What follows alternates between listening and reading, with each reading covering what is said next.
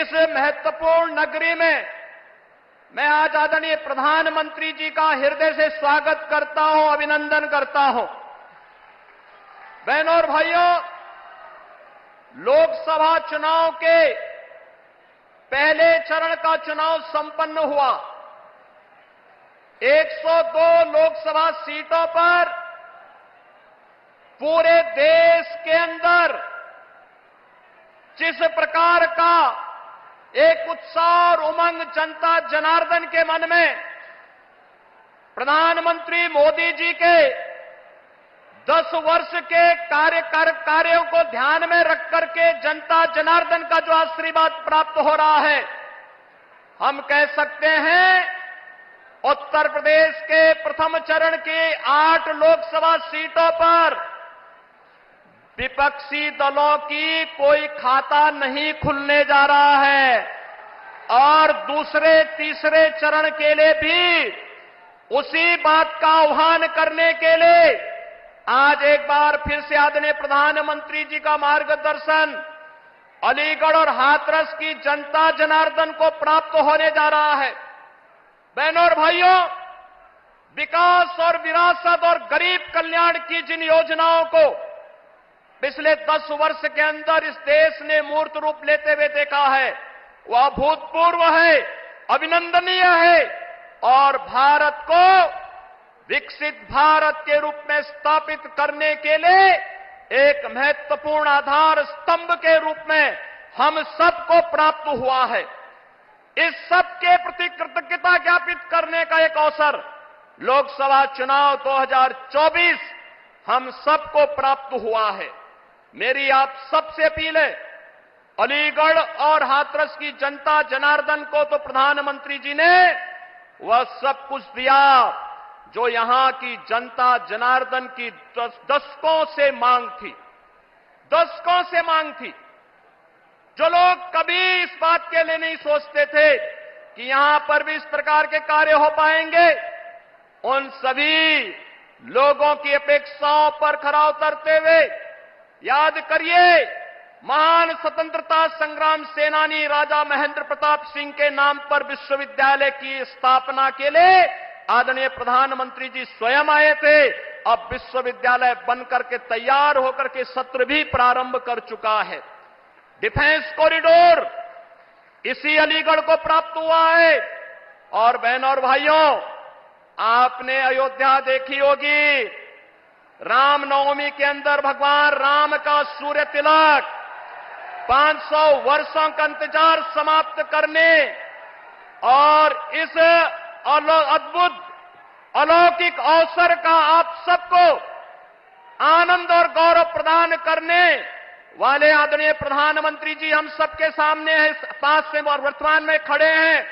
और मैं इस अवसर पर आप सबसे अपील करूंगा, बहनों और भाइयों, जिन सपा बसपा कांग्रेस के लोगों ने आपको विकास से वंचित रखा, आपकी आस्था के साथ खिलवाड़ किया, आपकी सुरक्षा को सेंध लगाने का प्रयास किया, अब अवसर आ गया है चुनाव के माध्यम से उनकी किस्मत पर अलीगढ़ का ताला लगा करके तीसरी बार प्रधानमंत्री मोदी जी को देश की सत्ता सौंपे।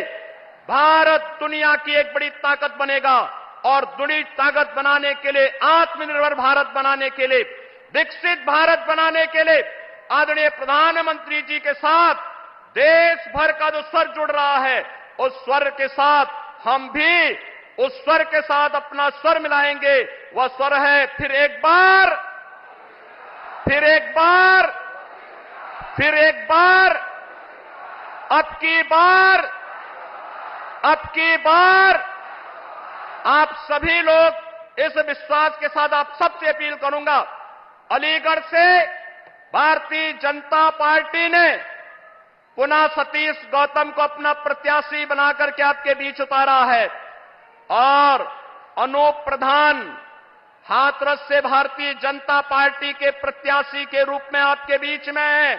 आदरणीय प्रधानमंत्री जी के प्रतिनिधि के रूप में कमल चुनाव चिन्ह के साथ आपके बीच में है। आप सबसे मेरी अपील होगी, हमें कमल चुनाव चिन्ह देखना है और मोदी जी के 10 वर्ष के कार्यों के प्रति कृतज्ञता ज्ञापित करने का जो एक अवसर हम सबको प्राप्त हो रहा है, इस रूप में हम लोग चुनाव जिता करके भारतीय जनता पार्टी और सहयोगी दलों को विजयी बना करके भेजेंगे। इस विश्वास के साथ मैं एक बार फिर से आदरणीय प्रधानमंत्री जी का हृदय से स्वागत करता हूं, अभिनंदन करता हूं। धन्यवाद। जय जय श्री राम। बहुत धन्यवाद और आभार लोकप्रिय मुख्यमंत्री आदरणीय योगी आदित्यनाथ जी। मैं जिनका स्मरण इस वक्त अपनी बात रखने के लिए करना चाहती हूं, ऐसी देश दुनिया के सबसे बड़े नेता, हिंदुस्तान के लोकप्रिय प्रधानमंत्री, जिन्होंने रामलला की प्राण प्रतिष्ठा के लिए 11 दिन तक यम और नियम का पालन किया, कठोर उपवास किया, धरती पर सोए, नदियों में स्नान किया, रामलला के मंदिर, उनके से जुड़े हुए मंदिरों के दर्शन करने का काम इस देश के प्रधानमंत्री जी ने किया। मैं उनसे निवेदन पूर्वक, आग्रह पूर्वक, विनम्रता पूर्वक उनसे निवेदन करती हूं कि वो आए और अपनी बात इस जनता जनार्दन के सामने रखें। न तो कामाय राज्यम न मोक्षम न पुनर्भवम, कामाय दुख तृप्ता नाम प्राणी नामार्थ नाशनम। माननीय प्रधानमंत्री जी।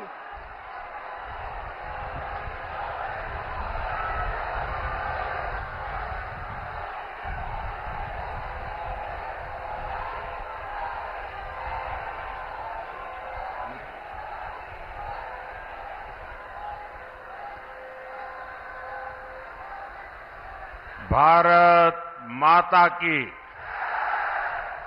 भारत माता की, भारत माता की। राधे राधे।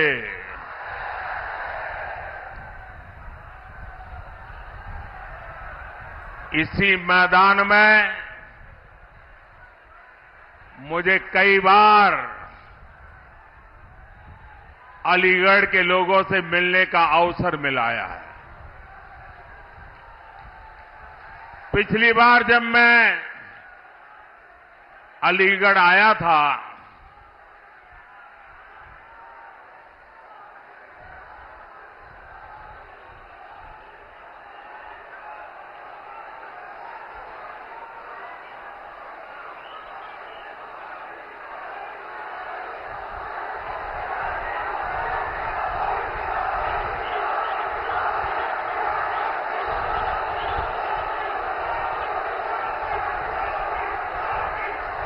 आपका मन भर जाए फिर मैं बोलना शुरू करूं।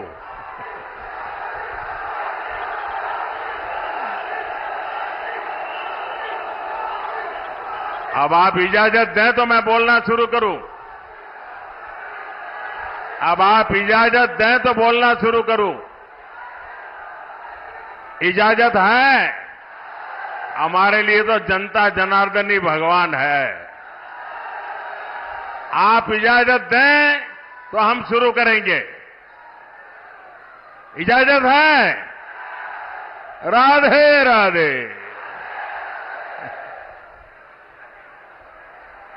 मैं पहले भी अलीगढ़ आया हूं और पिछली बार जब मैं अलीगढ़ आया था तब मैंने आप सबको अनुरोध किया था कि सपा और कांग्रेस के परिवारवाद, भ्रष्टाचार और तुष्टीकरण की फैक्ट्री में ताला लगा दीजिए।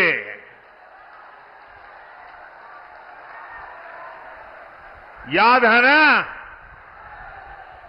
और आपने ऐसा मजबूत ताला लगाया, ऐसा मजबूत ताला लगाया कि दोनों शहजादों को आज तक इसकी चाबी नहीं मिल रही।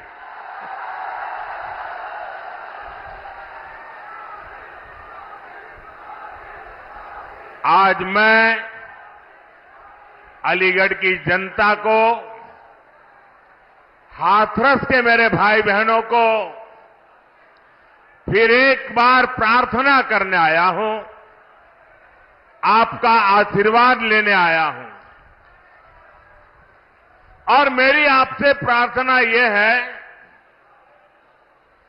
कि अच्छे भविष्य की, विकसित भारत की चाबी भी आप ही के पास है। अब देश को गरीबी से पूरी तरह से मुक्त करने का समय आ गया है। अब देश को भ्रष्टाचार से पूरी तरह मुक्त कराने का समय आ गया है। अब देश को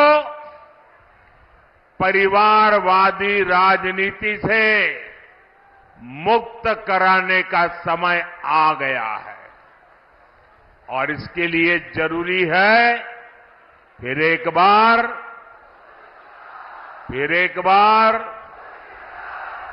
बार साथियों, इस बार अलीगढ़ में 26 अप्रैल को और हाथरस में 7 मई को मतदान है।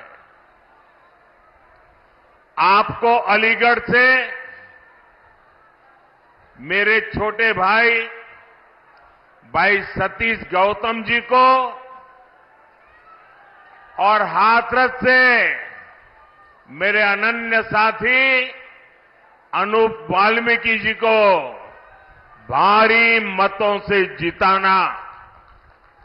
और इसके लिए मुझे आपके आशीर्वाद चाहिए। और आप भले यहां वोट हमारे सतीश जी को देंगे होंगे या अनूप जी को देते होंगे, लेकिन ये पक्का मानिए, जब कमल के निशान पर बटन दबाएंगे ना, तो मोदी को सीधा आपका वोट मिल जाएगा। तो मैं ये वोट मोदी के लिए मांगने के लिए आया हूं। आपका आशीर्वाद मिलेगा, आपका आशीर्वाद मिलेगा, भरपूर मिलेगा। अच्छा, हमें एक और बात भी याद रखनी होगी। एक तरफ फसल की कटाई का समय है, शादी ब्याह का भी समय है, और गर्मी तो पूछो मत, है, सब कुछ है। लेकिन भाइयों बहनों, देश से तो बड़ा कुछ नहीं होता ना। देश से बड़ा कुछ होता है।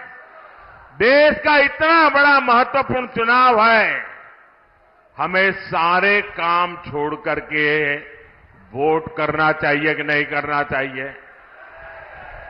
सुबह सुबह वोट करना बहुत जरूरी है। करोगे? धूप निकलने से पहले वोट हो जाए, जलपान से पहले मतदान हो जाए। आपके एक एक वोट का बहुत महत्व है। अब आप देखिए, पहले आए दिन बॉर्डर पर बम गोले चलते थे, गोलियां चलती थी, और आए दिन हमारे वीर सपूत शहीद होते थे। तिरंगे में लिपट करके उनका शरीर घर लौटता था। आज ये सब बंद हो गया कि नहीं हो गया? सबकी बोलती बंद हो गई कि नहीं हो गई? उनकी तोप और बंदूक बारूद सब बिक गए कि नहीं बिक गए? पहले आए दिन आतंकी बम फोड़ते थे, सीरियल ब्लास्ट होते थे। अयोध्या को नहीं छोड़ा, काशी को नहीं छोड़ा, हर बड़े शहर में आए दिन बम धमाका। अब सीरियल बम धमाकों पर भी अब फुल स्टॉप लग गया है कि नहीं लग गया है। और जो फर्स्ट टाइम वोटर है ना, उनको शायद याद नहीं होगा, तब वो 5 साल, 7 साल, 8 साल, 10 साल के होंगे। जरा याद कीजिए, आपके परिवार में पूछिए, उस समय अखबारों में, टीवी पर एडवर्टाइजमेंट आता था। और एडवर्टाइजमेंट क्या होता है कि कहीं पर भी कोई लावारिस चीज दिखाई दे तो उसके दूर रहना, उससे छूना मत। कहीं बैग दिखाई दे, कहीं कुकर दिखाई दे, कहीं टिफिन का बॉक्स दिखाई दे, उधर पास मत जाना, तुरंत पुलिस को जानकारी देना। ये आए दिन सूचना दी जाती थी। एयरपोर्ट पे जाओ तो इसका अनाउंसमेंट होता था, रेलवे स्टेशन पर जाओ उसका अनाउंसमेंट होता था, बस स्टेशन पर जाओ अनाउंसमेंट होता था कि लावारिस चीजों को हाथ में लगाओ। इन मेरे फर्स्ट टाइम वोटर है ना, तब बहुत छोटे थे, उनको मालूम नहीं होगा। ये सरकार लगातार बोलती थी, सूचना देती थी। क्यों? क्योंकि इन लावारिस चीजों में बम रखे जाते थे और कोई निर्दोष व्यक्ति उसको हाथ लगाता था, वो मौत के घाट उतर जाता था। भाइयों बहनों, ये मोदी योगी का कमाल है, ये सारा बंद हो गया। हुआ कि नहीं हुआ? शांति मिली कि नहीं मिली?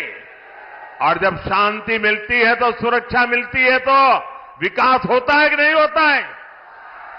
पहले आर्टिकल 370 के नाम पर जम्मू कश्मीर में अलगाववादी शान से जीते थे और हमारे फौजियों पर पत्थर चलाते थे। अब इन सब पर फुल स्टॉप लग गया कि नहीं लग गया? लग गया कि नहीं लग गया?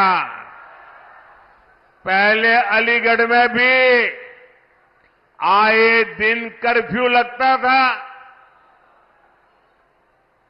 अगल बगल के लोगों को अलीगढ़ आना है तो फोन करके पूछते थे, भाई शांति है ना, मैं आऊं तो चलेगा ना?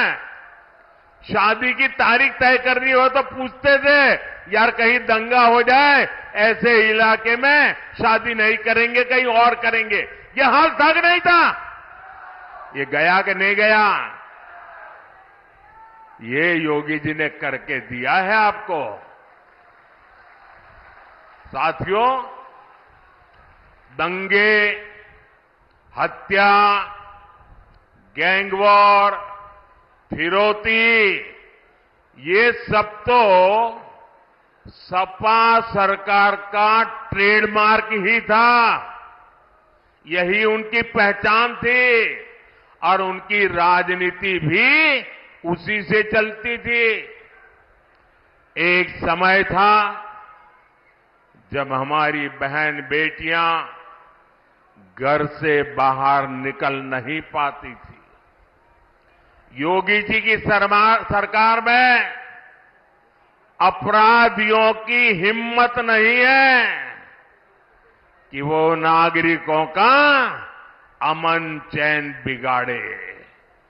साथियों, कांग्रेस, सपा जैसी पार्टियों ने हमेशा तुष्टीकरण की राजनीति की और मुसलमानों के राजनीतिक, सामाजिक, आर्थिक उत्थान के लिए कभी कुछ नहीं किया।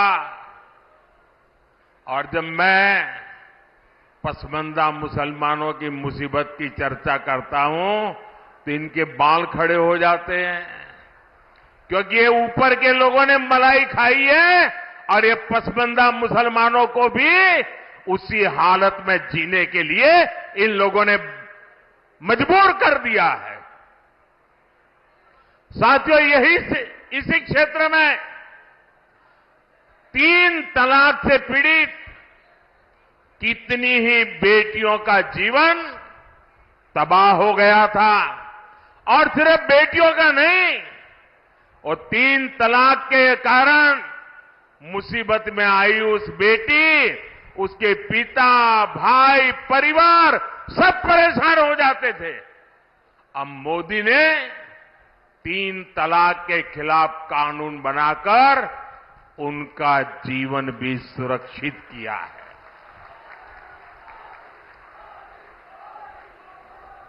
पहले हज कोटा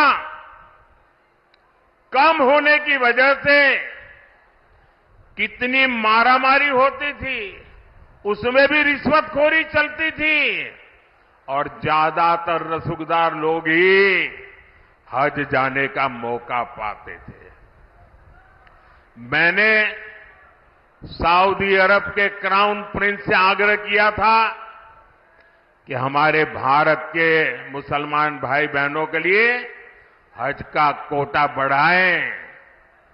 आज न सिर्फ भारत का हज का कोटा बढ़ा है, बल्कि वीजा नियमों को भी आसान बनाया गया है। सरकार ने एक बहुत बड़ा अहम फैसला लिया। पहले हमारी मुस्लिम माताएं बहनें अकेली हज करने जा नहीं सकती थी। सरकार ने महिलाओं को बिना महरम हज जाने की अनुमति भी दी और मुझे हजारों ऐसी बहनें आशीर्वाद दे रही है जिनका हज जाने का सपना पूरा हुआ। साथियों, कांग्रेस, सपा जैसी भ्रष्ट पार्टियों ने आपके परेशानियों को उनकी कभी परवाह नहीं की। गरीब को पैसे देकर भी पूरा राशन नहीं मिलता था, बिचौलिए ही लूट लेते थे। आज अलीगढ़ और हाथरस के लाखों साथियों को मुफ्त राशन मिल रहा है। इतना ही नहीं, पूरा राशन मिल रहा है। अलीगढ़ और हाथरस के लाखों परिवारों को आयुष्मान भारत योजना के तहत मुफ्त इलाज की सुविधा भी मिली है। अब मोदी की गारंटी है कि देश के हर परिवार में, आपके घर में जो बुजुर्ग माता पिता है, दादा दादी है, नाना नानी है, चाचा चाची है, अब उम्र के कारण और कोई तो काम कर नहीं पाते और उम्र के कारण कोई न कोई बीमारी आ ही जाती है। अब आपके डबल जिम्मा होता है, एक तो परिवार के बुजुर्गों को संभालना, दूसरा जिम्मा होता है अपने बच्चों का भविष्य बनाना, और उसमें अगर बुजुर्ग कोई बीमार हो गए तो सारा बोझ आप पर आ जाता है। ये मोदी है जिसको आपकी भी चिंता है और इसलिए मोदी ने गारंटी दी है कि आपके परिवार के 70 साल की ऊपर के आयु के कोई भी बुजुर्ग माता पिता को 5 लाख रुपए तक मुफ्त इलाज की चिंता ये बेटा करेगा। भाइयों बहनों, ये राशन मिल रहा है, इलाज मुफ्त में मिल रहा है, घर मिल रहे हैं, ये सब किसने किया? ये सब किसने किया? किसने किया? किसने किया? किसने किया? किसने किया? आपका जवाब गलत है। ये मोदी ने नहीं किया, ये आपके एक वोट ने किया है। आपके वोट की ताकत है जिसके कारण गरीब का भला हो रहा है। और इसलिए इसका जो पुण्य है ना, उस पुण्य के आप भी उतने ही हकदार हैं। भाइयों और बहनों, आजकल जब मैं कहता हूं कि 10 साल में जो किया वो तो ट्रेलर है, ट्रेलर। हमें तो बहुत सारा काम करना है। और जब मैं इतनी सारी बातें बताता हूं ना, तो ये सपा कांग्रेस वालों को समझ ही नहीं आता ये मोदी कहां ले जा रहा है। बोले पहले तो हम तू मैं राजनीति करते थे, अब मोदी इतनी बड़ी दुनिया की तरफ देश को ले जा रहा है, वो मोदी के साथ कदम ही नहीं मिला पा रहे। अभी क्षेत्र में देखिए, अलीगढ़ में हवाई अड्डा बन गया, पड़ोस में जेवर में इंटरनेशनल एयरपोर्ट बन रहा है, गाजियाबाद अलीगढ़ नेशनल हाईवे बन गया, अलीगढ़ कानपुर नेशनल हाईवे बन गया, हाथरस भी मथुरा बरेली एक्सप्रेसवे से जुड़ रहा है। अलीगढ़ और हाथरस दोनों रेलवे स्टेशन आधुनिक बनाए जा रहे हैं। ये एएमयू तो थी यहां, अब राजा महेंद्र प्रताप यूनिवर्सिटी का भी निर्माण पूरा होने वाला है। ऐसे ढेर सारे काम इस क्षेत्र में हुए हैं।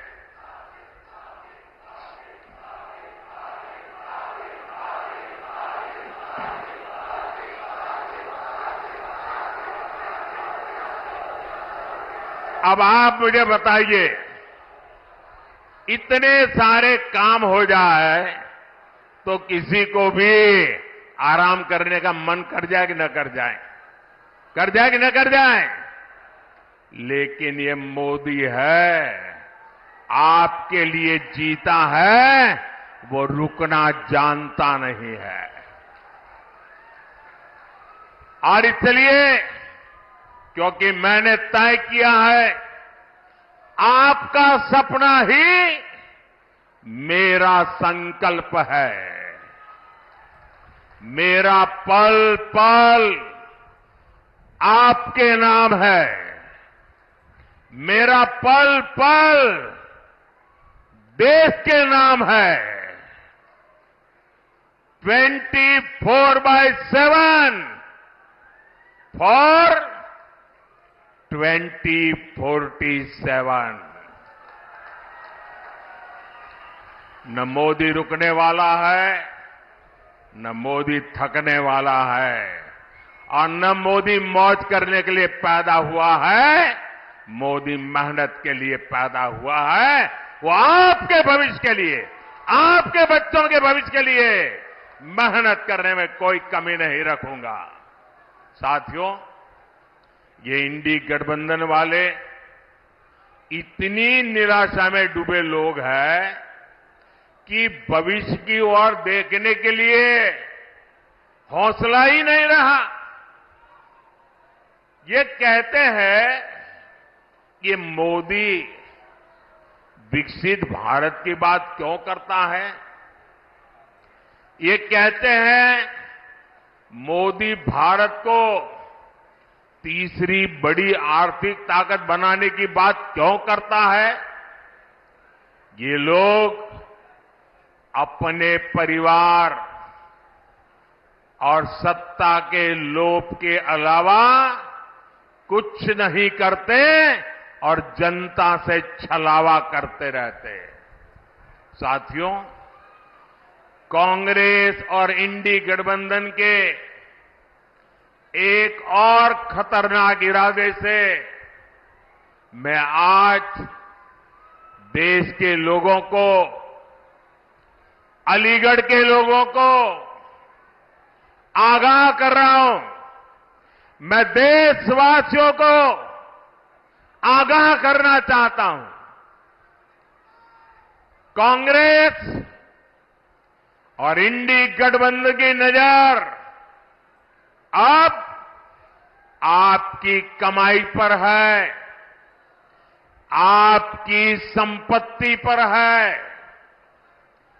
कांग्रेस के शहजादे का कहना है कि उनकी सरकार आई तो कौन कितना कमाता है, किसके पास कितनी प्रॉपर्टी है, किसके पास कितना धन है, किसके पास कितने मकान है, उसकी जांच कराएंगे।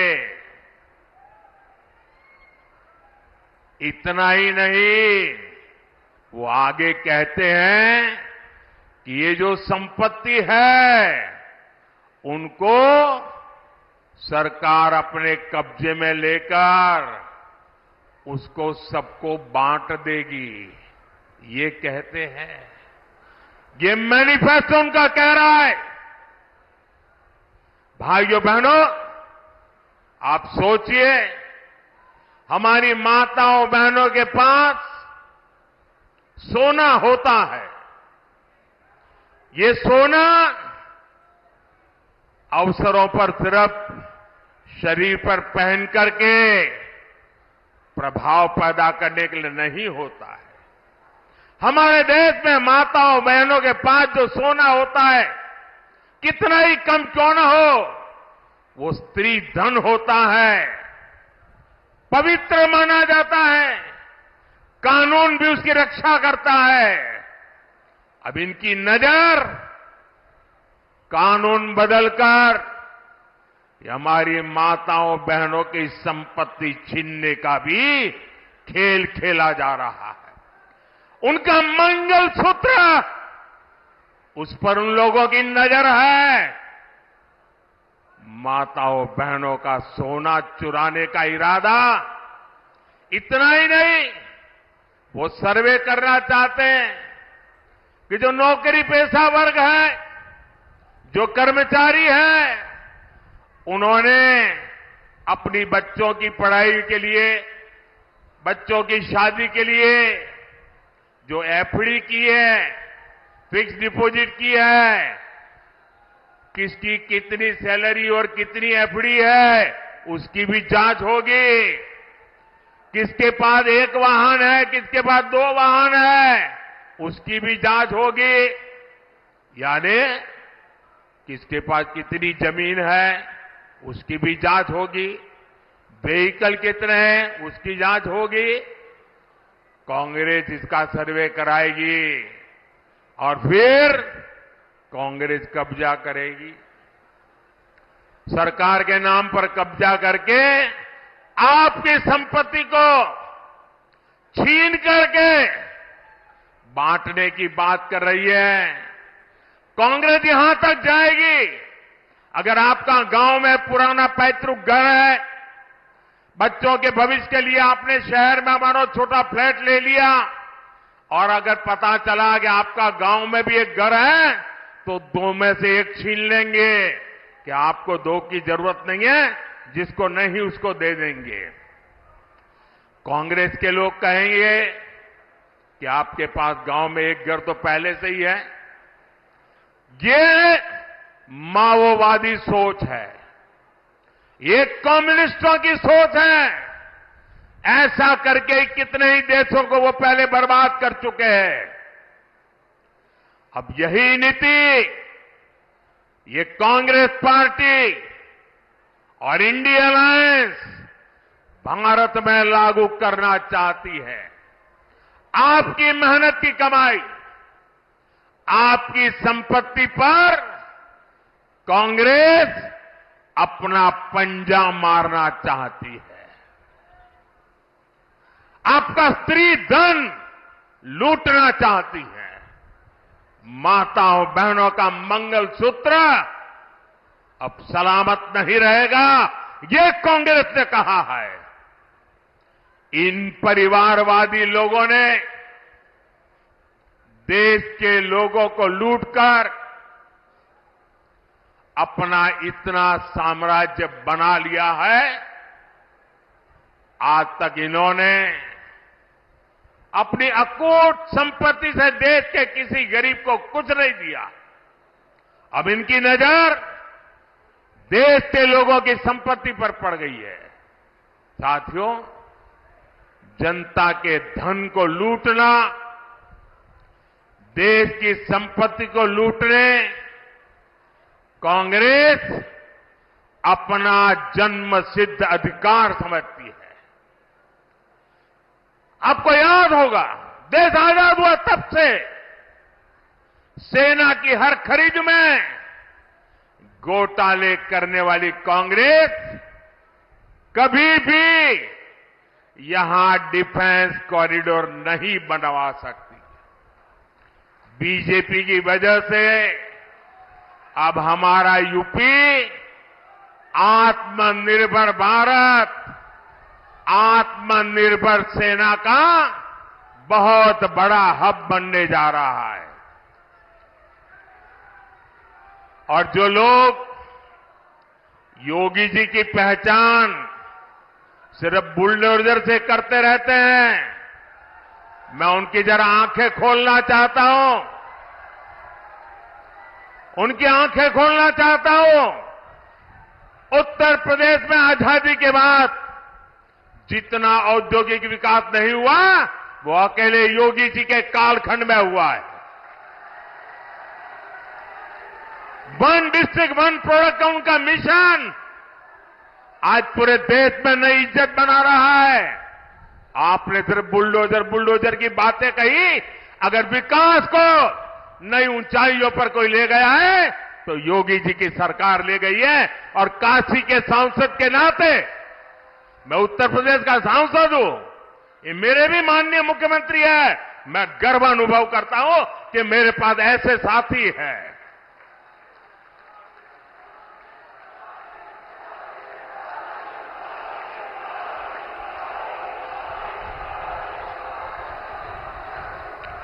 कुछ दिन पहले ही हमने ब्रह्मोस मिसाइल की पहली खेप फिलीपींस को निर्यात की है। आने वाले दिनों में ये घातक ब्रह्मोस, ये मिसाइल भी हमारे यूपी में बनेगी। अलीगढ़ में डिफेंस कॉरिडोर में आपको गर्व होता है कि नहीं होता है?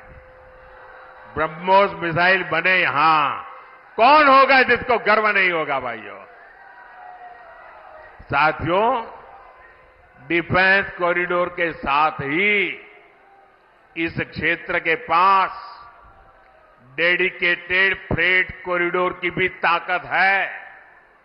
मालगाड़ियों के लिए जो अलग रूट बनाया गया है, इससे यहां दूसरे उद्योगों को भी बहुत ज्यादा फायदा होगा। अलीगढ़, हाथरस और आसपास के छोटे, लघु और कुटीर उद्योग, ये सभी विकसित भारत की ऊर्जा है।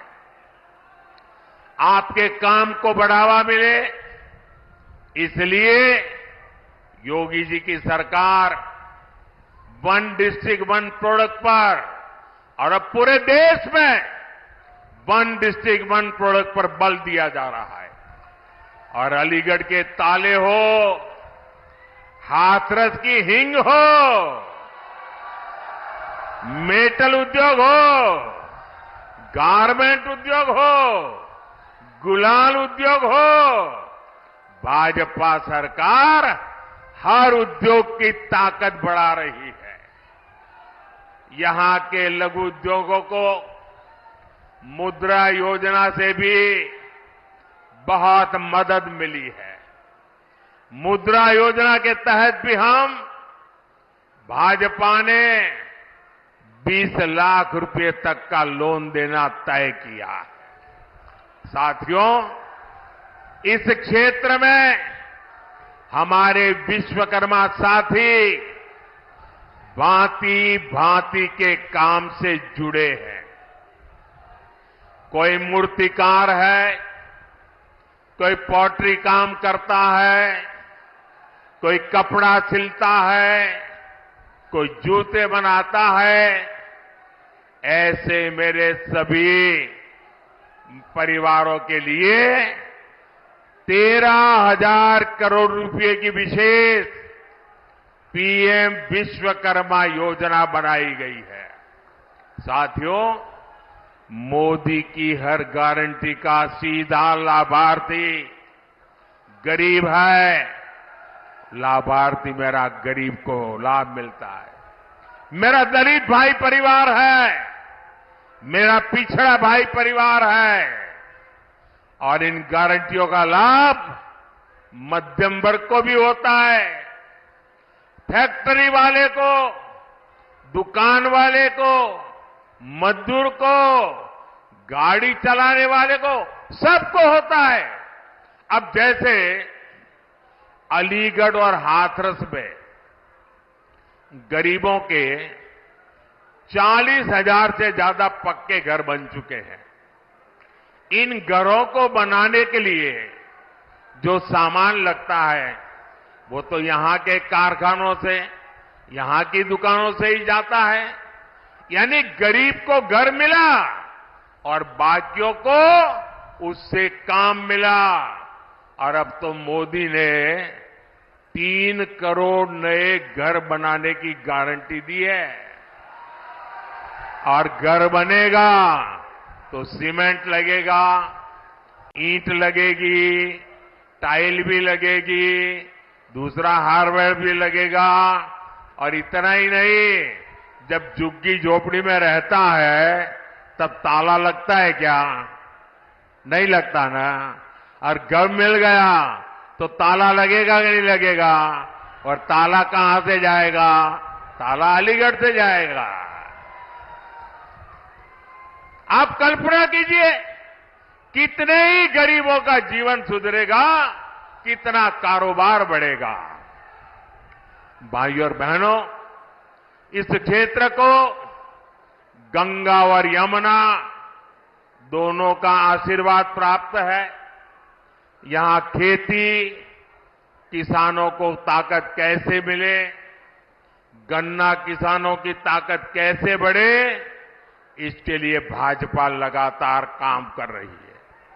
हमने पीएम किसान सम्मान निधि के तहत अभी तक करीब 3 लाख करोड़ रुपए किसानों के खाते में भेजे हैं। अब हमने सहकारी क्षेत्र में अनाज भंडारण की सबसे बड़ी योजना शुरू की है। बीजेपी ने अपने मैनिफेस्टो में भी कहा है कि हम आलू, टमाटर, प्याज इन किसानों के लिए विशेष स्टोरेज क्लस्टर बनाएंगे। इसका बहुत अधिक लाभ अलीगढ़ और हाथरस के किसानों को होगा। साथियों, ये क्षेत्र ब्रज की देहरी है, 84 कोस परिक्रमा की धरती है। यहां खैरेश्वर महादेव और 9 देवी सिद्धपीठ जैसे आस्था स्थल है। यहां तीर्थ यात्रा और पर्यटन के लिए अद्भुत संभावनाएं हैं। और इस धरती ने कल्याण सिंह जी, बाबूजी जिनको हम कहते थे, और अशोक सिंघल जी ऐसे नर रत्नों को देश को दिया है। ये हम सभी के लिए कितने गर्व की बात है कि 500 साल बाद भव्य राम मंदिर हम देख रहे हैं।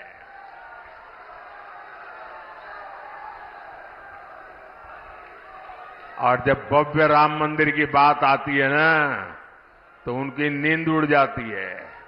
उनको लगता है कि ये 70 साल तक हम रोक करके बैठे थे, ये मोदी क्या आ गया, इतने साल में ही कोर्ट से जजमेंट भी आ गया, मंदिर भी बनना शुरू हो गया, मंदिर बन भी गया, प्राण प्रतिष्ठा भी हो गई, रोज लाखों लोग आने भी लग गए।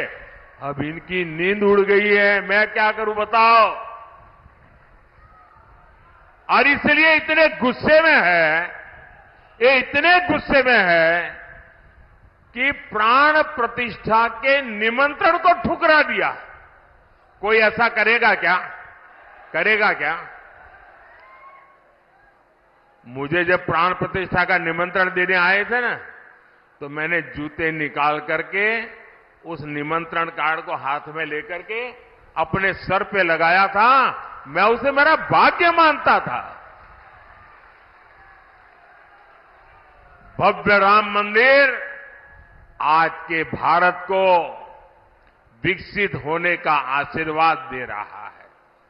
साथियों, अब आपको विकसित भारत बनाने के लिए भारत में एक मजबूत सरकार बनानी है और इसके लिए भाजपा को वोट करना है, एनडीए को वोट करना है। मेरा आपसे अनुरोध है कि आप घर घर जाइए, सभी मतदाताओं जो जाकर के इन सारे विषय घर में बैठ करके बताइए और उनसे वादा करिए कि छुट्टी हो, शादी हो, कुछ भी हो, लेकिन वोट करने जाएंगे। उनसे वादा करिए, पक्का करिए। और दूसरा काम, जब मतदान होना तो उत्सव मनाइए अपने पोलिंग बूथ में। ये लोकतंत्र का उत्सव है, आनंद उत्सव होना चाहिए। छोटी छोटी 15-15, 20-20 की टोलियां गीत गाते गाते मतदान करने के लिए जाए और हमारे गांव वाले तो तुरंत गीत बना भी देते हैं। लोकतंत्र का जय जयकार करते हुए जाए और ऐसा उत्सव मनाए और फिर मतदान कर करके वापस लौटे। और तीसरा काम, हमें पोलिंग बूथ जीतना है। हमें एक भी पोलिंग बूथ हारना नहीं है। घर घर जाओगे, घर घर जाओगे, जरा मुझे जोर से हाथ ऊपर करके बताइए। घर घर जाओगे, घर घर जाओगे, मतदाताओं को मिल करके बात बताओगे। दरवाजे पर पर्चा दे करके नहीं आना है, घर में जाके बैठना है, उनका पानी पीना है, उनसे 5 मिनट 10 मिनट बात करनी है। करोगे? करोगे? छोटे छोटे जुलूस निकाल करके उत्सव मनाते हुए मतदान करोगे? पहले मतदान फिर जलपान, पहले मतदान फिर जलपान। जब तक मतदान नहीं करेंगे, जलपान नहीं करेंगे, ये बात पक्की करोगे? For more such videos, subscribe to the NewsX YouTube channel, hit the bell icon.